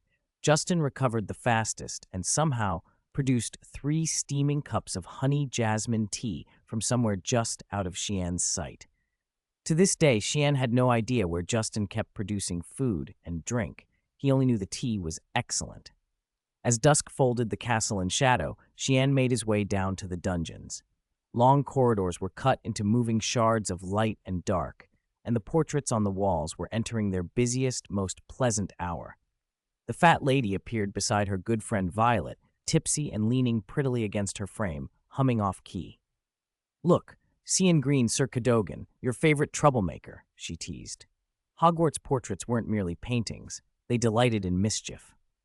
Their figures hopped from frame to frame, invented passwords, gave dubious life advice, challenged students to duels, and plotted private schemes. Calling a young wizard troublemaker was oddly affectionate, the highest compliment a portrait could offer. Sir Cadogan's voice rang out, knightly and earnest.